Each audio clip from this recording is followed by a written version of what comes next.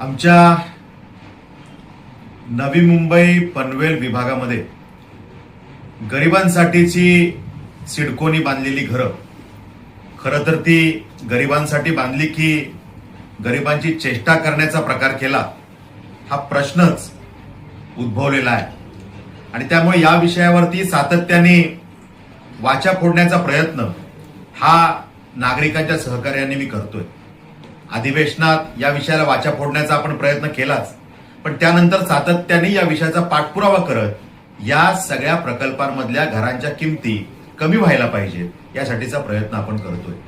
आणि मग त्यासाठी कशा पद्धतीने सिडकोनी चुकीची भूमिका घेतलेली आहे, कशा पद्धतीने सिडकोनी जमिनीची किंमत त्या सगळ्या घरांच्या किमतीवरती लोड केलेली आहे, जेव्हा की त्या जमिनीची किंमत ही पूर्वीच सिडकोनी टेंडर प्लॉटच्या माध्यमातून वसूल केलेली आहे, तरी सुद्धा पुन्हा पुन्हा त्या घरांवरती किमती आकारून त्या ठिकाणी घरांच्या किमती वाढवण्याचा प्रयत्न केलेला आहे.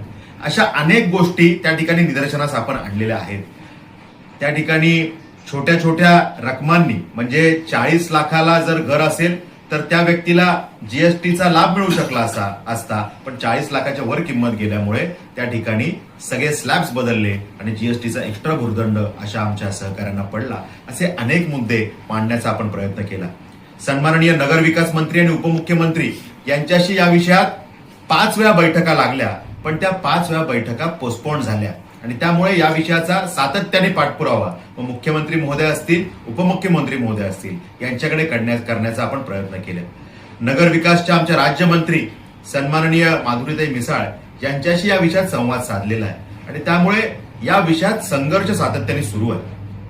आता हिवाळी अधिवेशन सुरू होत आहे आणि त्यामुळे या अधिवेशनाच्या पार्श्वभूमीवरती या विषयाला वाचा फोडण्याचा प्रयत्न आपल्या सगळ्यांच्या परिवारातला सदस्य, एक आमदार म्हणून मी त्या ठिकाणी करणार आहे.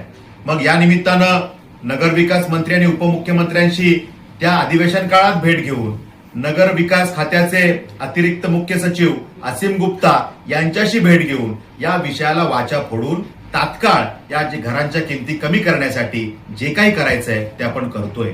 या विषयात आमच्या चर्चा सुरू आहेत. सकारात्मक पद्धतीने या चर्चा पुढे चालल्या आहेत आणि त्यामुळे मला खात्री आहे की या विषयामध्ये नागरिकांच्या सहकार्याने जो संघर्ष आपण करतोय त्याला नक्की यश येईल. आणि त्यामुळे प्रामाणिकपणे प्रयत्न आपण आजपर्यंत करत आलो, यापुढेही यातला संघर्ष प्रामाणिकपणे आपण करू आणि आपल्या गोरगरीब जनतेसाठी ही घरं यात किमती कमी होतील यासाठीचा यशस्वी प्रयत्न आपण करणार आहोत. तुर्तास एवढंच. यामध्ये ज्या ज्या काही पुढच्या घडामोडी होतील त्या आपल्यापर्यंत पोहोचवल्या जातील. या सगळ्या प्रकल्पांमध्ये लॉटरीच्या माध्यमातून आपण पुढे आलेला आहात. यातले अनेक सहकारी माझ्या संपर्कात असतात आणि त्यामुळे प्रत्येकाशी भेटणं शक्य होत नाही, पण माझ्या मनातल्या भावना, माझे प्रयत्न, आपल्या सगळ्यांसाठीच्या माझ्या भावना या आपल्या उपस्थित सहकाऱ्यांच्या माध्यमातून मी आपल्यापर्यंत पोहोचवण्याचा प्रयत्न करत असतो. आणि त्यामुळे आपण सगळ्यांनी हा विषय आता समजून घ्यावा. येणाऱ्या कालावधीमध्ये आपण यामध्ये अजून ज्या काही अपडेट आहेत त्या आपण आपल्यापर्यंत पोहोचवण्याचा प्रयत्न करू.